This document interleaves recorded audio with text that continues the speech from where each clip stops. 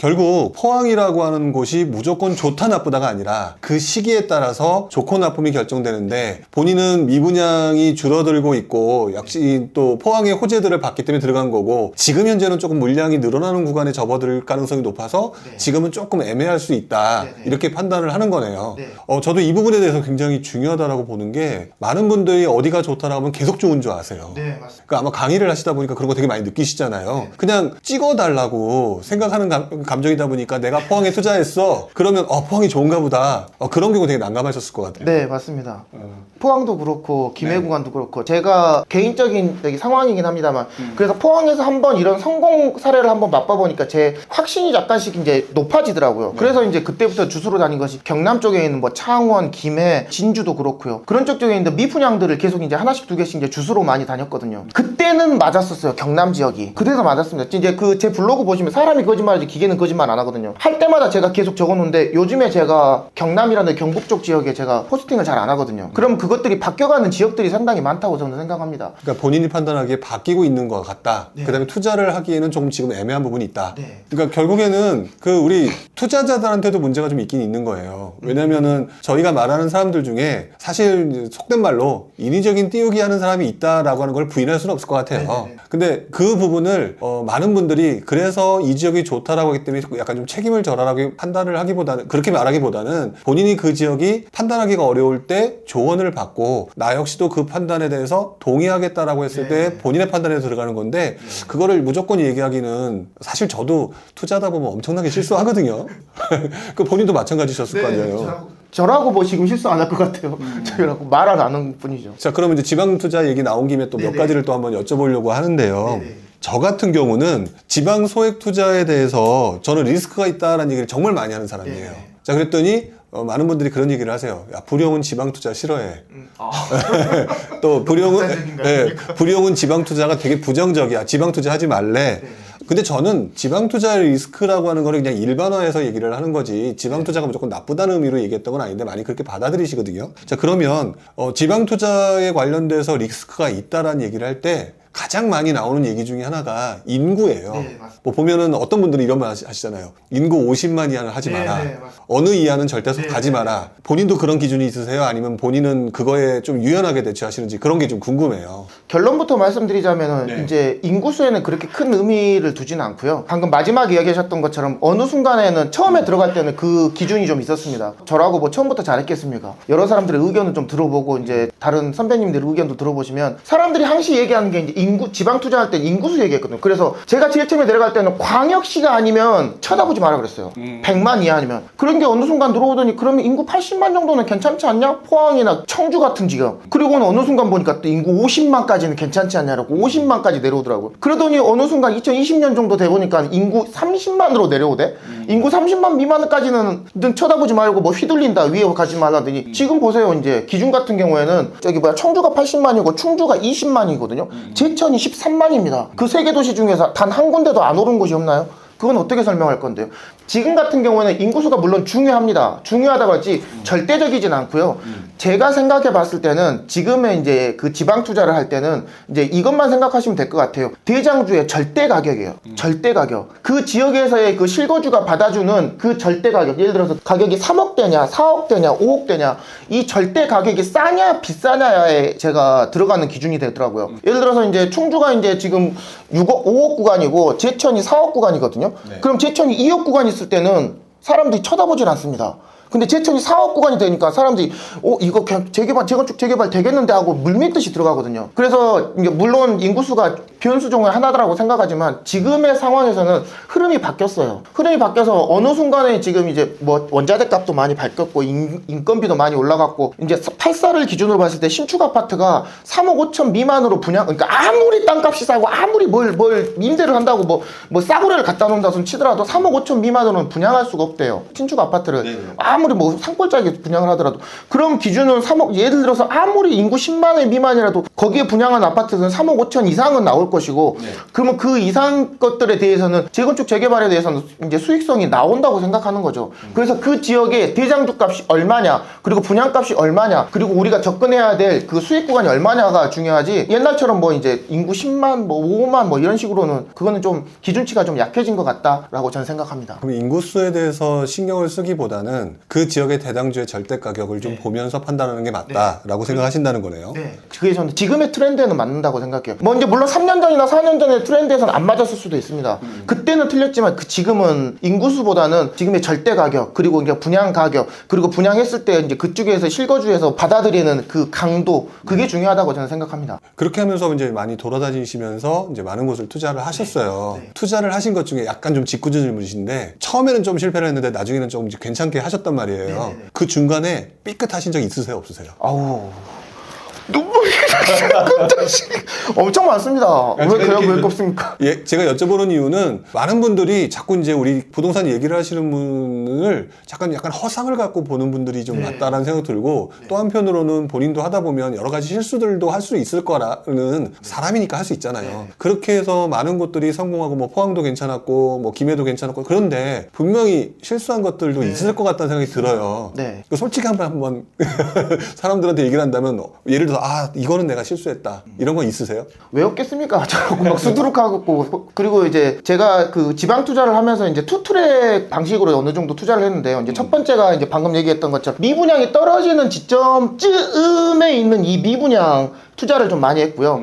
그리고 이제 그게 좀 어느 정도 바뀌고 들어와서 이제 반등하는 지역, 예를 들어서 청주나 천안 쪽 이렇게 보고서 반등하는 지역은 A급은 못 사더라도 B급은 비싸고 C급 지역, 이런 그 지역들에 이런 것 갭 투자도 많이 했거든요. 한 가지 사례를 설명드리자면 이제 경북의 영천이라는 지역이 있습니다. 영천 있죠. 대구 구간이 상당히 안 좋아요. 지금도 안 좋았고 아직도 안 좋았지만 거기에도 미분양이 있다고 해가지고 법인도 해준대요. 괜찮네. 그리고 또 그 가격대를 봤더니 또 3억 원저리니까 절대 가격도 괜찮네. 언제 3억 정도에 이제 제가 미분양을 투자했을 때는 대부분 이제 3억 원저리 좀 3억 천 뭐 요 정도밖에 안 됐으니까 그 정도면 뭐 한 1억 정도는 먹겠네 하고 들어갔는데, 현장을 가봤는데요. 현장을 가보고 3단을 가보고, 저는 제 돈 들어갔을 때는 절대적으로 그 지역을 다 들어보고 제가 판단을 하거든요. 계약금을 넣어놓은 상태에서 공부가 안 된 상태에서 분양 상담사가 이제 괜찮아요, 빨리 물건 떨어져요, 빨리 하나만 잡어, 일단 500 넣어라고 하길래 잠깐만 있다가 제가 그때 둘째 가인이랑 그때 키즈 카페 갔다가 들어오면서 갑자기 전화 받아가지고 누워있다가 힘 빠져있는데 갑자기 넣으라고 하길래 그게 맞나? 공부를 안 하고 알아보지도 않고 내가 모르는 상태에서 그걸 한번 넣은 적이 있거든요. 실제로 내려가 봤더니 아직은 아니었어요.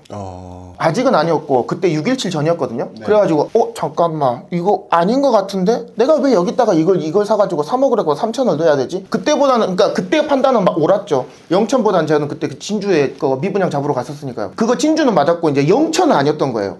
그러니까 그 지역을 모르는 상태에서 내가 공부도 되지 않았고 하지도 않은 상태에서 이제 이런 걸 들어가게 되면 이건 아니다 생각하고 그때 빨리 좀 손절했었던 경우가 한 번 있었고요. 그러니까 많이 손해보진 않았죠. 그리고 이제 손해를 좀 많이 본 경우 같은 경우에는 좀 쪽팔리긴 한데 오히려 그렇게 말씀해 주시는 게 더 진실될 것이라고 생각이 들어요. 그런 부분을 얘기를 해 주시는 것이 뭐 새롭게 이제 들어오시는 분들한테도 건희 아빠를 믿을만 하다 라는 생각을 가지고 또 공부하는 데 도움이 되지 않을까라는 생각이 들기도 하네요. 이런 생각을 좀 하게 되는 거죠. 이제 시장이 바뀌어가면 그 밖에서 그때 당시에 전입 들어갔을 때 이제 접근 전략은 맞았어요. 그게 예상하는 출구 전략도 맞았고, 근데 가운데 가보니까 정책이라든지 어떤 대외 변수라든지 이런 것들 때문에 한 대 얻어맞는 경우가 많거든요. 예를 들어서 이제 그 원주에 양우내안이라는 아파트가 있습니다. 되게 안 좋은 아파트로 인식이 되게 안 좋거든요. 제가 원주에 지금 총 5개 물건 갖고 있는데 이제 2개는 신축이고요. 2개는 뭐 갭 투자하고 하나는 뭐 재개발 지역인데, 그때 정신에 들어갔을 때 미분양이 되게 많았어요. 많아가지고 이제 원주 더샵을 이제 세팅해 놓고 그 다음에 밑으로 내려오면서 단계주공 사고 원주 더샵 사고 그 다음에 이제 여기 외곽 지역에 분양권 하나 사고 그 다음에 이제 여기 밑에 있고 보니까 양운의 안에도 괜찮은 거예요. 걔가 가지고 있는 첫째 장점이 뭐냐면 옆에 송전탑이 있더라고요. 송전탑 송품화라고 합니다. 사람들이 정말 싫어하거든요. 그래서 쌌어요. 2억 6천? 잠깐만, 더샵이 4억 구간인데 얘가 2억 6천이면 너무 싼 거 아니야? 상관을 긋고 그 다음에 또 그때 가보니까 이제 줍줍할 수 있는 그런 상황도 많이 들어오거든요. 그런데 얘가 한번, 그러니까 저는 그거를, 그 단지가 지금은 많이 올랐죠. 지금은 양운의 알을 욕하는 사람이 단 한 명도 없습니다. 지금 한 2억 올랐거든요. 아무도 욕하지 않는데 그때 당시엔 그렇게 욕을 많이 하더라고요. 욕하니까 나도 잘못됐나? 그런 생각을 가지고 있던 찰나에 규제가 터집니다. 규제가 터지니까 갑자기 속절없이 이제 시세가 곤두박질 치기 시작하는 거죠. 네. 그런 곤두박질 시기가 이제 딱 3번 정도 와버리니까 그때는 저도 어쩔 수 없이 멘탈을 붙이지 못하고 던져버리는 경우가 생겨나더라고요. 그래서 좀 아쉬운 사례가 좀 많이 있는 것 같아요. 그때 전세 못 맞추고 막 계약금 환불해주고, 그러니까 제 잘못은 아니었지만 이제 그 전세 계약한 사람들, 그분들은 잘못이 없잖아요. 그렇죠. 나도 잘못은 없지만 이제 버텼으면 됐지만 이제 그런 것들 막 배액배상 해주고, 그리고 돈도 좀 많이 손해해주고 뭐 그런 경우도 좀 많이 있었습니다. 아쉽죠. 지금 굉장히 그때 생각하면서 지금 씁쓸한. 아쉽고요. 근데 이런 부분을 솔직하게 다 얘기를 해주시는 게 맞다고 저도 생각이 드는 게, 부동산 투자하면서 계속 해피한 일만 일어나지는 않잖아요. 그런 경험을 통해서 뭔가 앞으로는 이런 부분을 조심해야 되겠구나, 이런 것도 생기는 거니까요. 근데 어쨌든 그렇게 해서 지금 보유 물건이 되게 많으시면 네네. 솔직히 말하면 세금 관련해서 문제가 되게 많다라고 네. 생각하시는 분들도 되게 많으실 거예요. 그러면 지금 본인 같은 경우는 이 세금 관련된 부분은 보통 어떤 식으로 관리하고 계세요? 모든 분들이 이렇게 얘기하시는데 이제 자기가 들어왔을 때가 가장 힘들대요. 그러니까 지금 들어오신 분들은 앞 사람들이 되게 좋아 보이는 거고, 작년 1년 전에 들어오셨던 분들은 2년 전에 들어오셨던 분들이 되게 부럽다고 얘기를 하거든요. 너 좋을 때 들어왔구나. 근데 여러분이 지금 들어오신 분들은 1년 후에 들어오신 분들보다 되게 빨리 들어오신 거예요. 모든 것은 다 비슷비슷한 상황이거든요. 제가 들어왔을 때 상황에서는 지금처럼 규제가 심하지 않았어요. 규제가 심하지 않아서 그냥 뭐 종부세 구간이라든지, 그리고 취득세 구간이라든지, 그리고 이제 양도세 구간, 지금 뭐 양도세 약간 뭐 2년 조금 풀어주긴 했습니다만 이제 조족지열이거든요. 그것도 뭐 미분양 풀어준 것도 아니고 분양권 풀어준 것도 아니고, 또 이제 입주권하고 분양권에 대해서도 2년 뭐 그런 거는 제가 오직 갭 투자 구간에서 2년만 했으면 조정지역에서 그 일반과세 해주겠다, 그거 지금 하나만 풀려있는 상태거든요. 기대감이 높은 건 사실입니다만, 그런 크다 상황에서 내 물건을 늘려가기에는 한계가 좀 있습니다. 그런 것은 이제 그 사람들의 포트폴리오라고 하거든요. 그래서 자기의 포트폴리오를 어느 정도 정립하고 가셔야 돼요. 그 포트폴리오는 뭐에서 나타나냐면 자기의 상황에서 나타납니다. 예를 들어서 지금 같은 경우에는 개인당 포트폴리오, 그래서 제가 가장 중요한 것은 취득세, 보유세, 양도세가 있거든요. 네네. 취득세, 보유세, 양도세인데 저는 이게 가장 중요하다고 생각해요. 보유세. 버티면 되는데 사람들이 버티질 못하니까 던져버리고, 던지니까 아까우니까 또 뭐 그 시세가 돌아올 때까지 지키질 못하는 거거든요. 그래서 저는 제 강의할 때마다 첫 번째 시간이 그거를 설명을 드립니다. 이 세금 구간에서 여러분이 어느 정도까지 버틸 수 있는 체력을 갖고 있는지 꼭 확인해 보라고 하거든요. 예를 들어서 이제 개인 구간 같은 경우는 저희는 이제 다주택이니까 6억까지는 종부세가 이제 비과세고, 8억까지 어느 정도 올라가게 되면 저기 이제 요렇게 올라가거든요. 종부세는 이제 전기세라고 생각하시면 됩니다. 더하기 1이 아니고 곱하기예요. 요렇게 제곱군으로 올라간다고 보시면 되거든요. 예를 들어서 6억에서 8억에서 10억이면 여기 요렇게 올라가요. 요렇게. 이게 리니어하게 올라가는 게 아니라 아이들하게 요렇게 올라가거든요. 그러니까는 더하기 1이 아니고 그 곱하기 1.6이라고 생각하시면 되거든요. 그래서 개인당 구간 갖고 있으면 6억까지 맞춰놓으면, 그러니까 저하고 집사람하고 12억 구간까지 맞춰놓으면 어느 정도 버틸 수 있는 구간까지는 오거든요. 근데 이제 요즘 가격도 많이 오르고 뭐 어느 정도까지 못 타서 사람들한테 이제 추천드리는 건 어느 정도냐면, 집사람하고 자기하고 같이 가고 있을 때, 이제 예를 들어서 이제 여성분이면 저하고 남편하고 같이 가고 있을 때 10억까지 가지고 있으라고 하거든요. 그러면 10억 정도 개인이 이제 종부세 구간을 가지고, 이게 공시지가 기준으로 가지고 있으면 1000에서 한 1500만 원 정도 나올 겁니다. 개인당 종부세가. 1000에서 1500만 원, 그러면 그거 정도는 좀 버티시면서, 그 정도 버틸 수 있잖아요. 그래도 1년에 그거 이상은 벌 거니까. 그 정도만 가지고 그거를 넘어가지 말라고 이제 추천을 드립니다. 저 또한 그렇게 지금 실천을 하고 있고요. 그리고 그 구간을 넘어가는 것들은 이제 법인이라든지 또 이제 다른 명의를 가지고 와서 이제 활용을 하고 있고, 그래서 이제 개인 구간 같은 경우 저는 10억 구간을 맞춰놓고 있고요. 법인 같은 경우에는 이제 법인 종부세는 이제 조금 공부를 좀 해보셔야 하는데, 2개까지는 3.3%입니다. 그러니까 아파트를 기준으로 봤을 때. 그리고 2개까지가 넘어가면 종부세가 6% 구간이거든요. 6% 정말 셉니다. 대부분 직장 다니실 거니까, 직장인이 이제 예를 들어서 1억짜리 하나 가지고 있으면 6% 구간이면 600만 원이거든요. 대부분 다 한 4억, 5억 정도의 이제 종부세, 그거 공시지가 기준으로 6억 갖고 있으면 한 3,4천만 원 나와버립니다. 법인 한 개당. 그러면 웬간하면은 좀 버틸 수 있는 그런 구간이었거든요. 그래서 이렇게 말씀드려요. 법인 한 개당 2개 정도만 가지고 있어라. 1개, 2개. 예를 들어서 이제 분양권은 집이 아니니까 아파트 개수로 2개 정도만 가지고 3.3%는 버텨라라고 얘기를 드리거든요. 저도 그래서 6월 1일 기준, 그러니까 5월 30일이죠. 그때를 기준으로 아파트 2개만 법인에다가 2개만 넣어놓으려고 되게 노력을 많이 하고 여기서 털어버리고 여기서 잔금 치고 입주물권 있으면 이제 분양권 있으면 버티다 버티다 이제 그 저기 뭐야 이제 아파트 관리비나 그런 건 내야죠. 내는데 이제 등기해갖고 종부세를 내지 않는 그런 2개까지 구간은 되게 가져가라고 얘기를 하거든요. 그래서 법인 같은 경우는 이 2개는 갭 투자로 뭐 좀 찌실짜실한 거 뭐 1억이야짜리 뭐 이런 거 2개 담아놓는 게 아니라 좋은 것들. 지킬 만한 가치가 있는 것들 3.3%를 내면서도 앞으로 상승 여력이 너무나 높은 것들을 이제 2개를 갖고 가라고 얘기하거든요. 그래서 이제 이런 식으로 저는 관리를 합니다. 법인 같은 경우에는 예를 들어서 이제 미분양 저는 대부분이 다 이제 신축만 갖고 있으니까 미분양 갖고 있으니까 예를 들어서 2개가 이제 아파트예요. 근데 얘가 이제 잔금이 돌아와서 어떻게든지 들어왔어요. 그럼 얘를 팝니다. 앞에 거를 먼저 판다? 네. 앞에 거 팔고 그다음에 어느 정도 먹고 얘도 좀 많이 먹었으니까요. 그래서 단계주공도 그래서 판 거거든요. 그래서 이제 이거 저도 많이 먹었어요. 뭐 이렇게 놓고 다시 또 이제 잔금이 되면 이런 식으로 가져오는 거죠. 그래서 지금 이런 것도 이제 제 블로그 보시면 지금 미분양 몇 개씩 그렇게 해서 사는 경우도 되게 많거든요. 저도 압니다. 다다익선이라고 많이 사면 많이 먹을 수 있어요. 그런데 자기가 지킬 수 있는 어느 정도의 포트폴리오, 즉 종부세 구간을 버텨가면서 투자하는 게 저는 맞다라고 생각하거든요. 다시 얘기 드리지만 개인은 한 10억 구간 이제 다주택이니까. 그리고 법인 한 개당 물건은 6월 1일을 기준으로 여기서 요렇게 가는 기준으로 한 2개 정도만 갖고 있기를 저는 추천드립니다. 저도 그렇게 하고 있고요. 지금 말씀은 좀 되게 쉽게 하셨는데 그렇게 해서 사실 매도가 쉬운 게 아닐 수도 있잖아요. 네, 맞습니다. 그러면 그런 부분을 지금 굉장히 이제 신경 쓰고 챙기고 계신다는 얘기인데 보유금 물건이 많은 상태에서 그렇게 맞춰가기 위해서는 매도가 만만치 않은 상황일 텐데 그 본인이 가지고 있는 매도 관련된 팁 같은 게 좀 있으실까요? 예를 들어서 이제 그 한 가지 이제 팁을 드리자면 아까 제일 첫 번째 얘기 드렸던 공급이 없고요. 공급이 어느 정도 끝쯤에 있고 수요가 들어오고 그다음에 이제 여기 미분양이 없는 지역들 이런 지역들은 단타라는 표현을 쓰거든요. 그러니까 하반기에 들어가서 내년 상반기에 팔 수 있는 확실한 지역들이 몇 군데가 있습니다. 그런 지역들은 확실해요. 그러니까 작년 같은 경우는 군산이었고요. 올해 같은 경우는 거제거든요.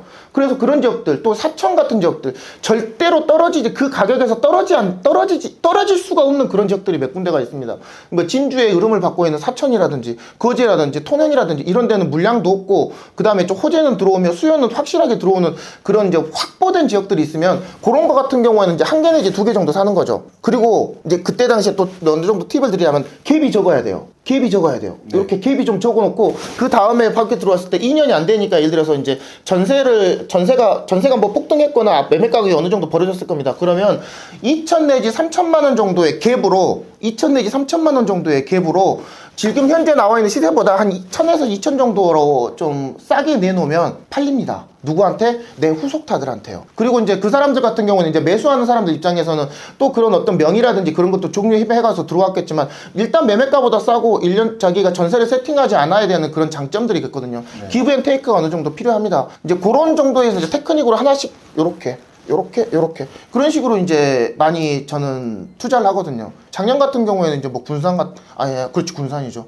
군산도 들어가고 익산도 들어가고 이제 저기 뭐 전북 구간이 계속 괜찮으니까요. 이제 에코시티 물량 끝난 뒤로 전북 지역은 거의 청정지대입니다. 그렇고 들어오니까 이제 거기서 지금도 이제 그래서 이제 그 전주가 이제 계속 각광받는 이유 중에 하나거든요. 그래서 이제 그런 팁 같은 거 자신만의 포트폴리오와 테크닉을 가지고 들어가시면 그리고 나머지는 솔직히 감당해야죠.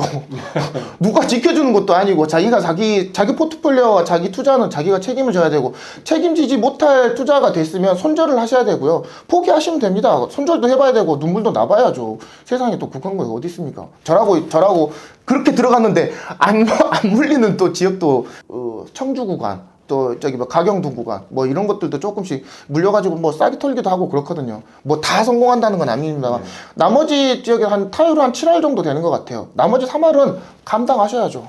그거는 감당해야 됩니다. 무조건 매도에 뭐 완벽하게 100% 수익을 낼 수 있는 그런 건 없으니까 적정하게 그다음에 아까 처음에 얘기하셨던 그 세 가지 구간 이제 수급, 호재, 그다음에 미분양 감소 지역 이런 것들을 적절히 활용하고 그다음에 매도를 할 때 적절하게 가격이 그 현재 시세 대비 조금 더 싸게 이렇게 해서 하면은 매도에는 크게 문제는 없다. 이렇게 볼 수가 있겠네요. 네. 그렇게 해가지고 어느 정도 들어가 보니까 지금은 좀 그렇게 많이 여러 번 돌려보니까 이제 감이 온다 그런가. 설명은 잘 못하겠는데 딱딱하게 너 사라고는 말은 못하겠지만 나 정도까지는 감당하겠다라는 그런 지역들은 계속 모니터하고 있고 좀 싸게 매수하고 있습니다.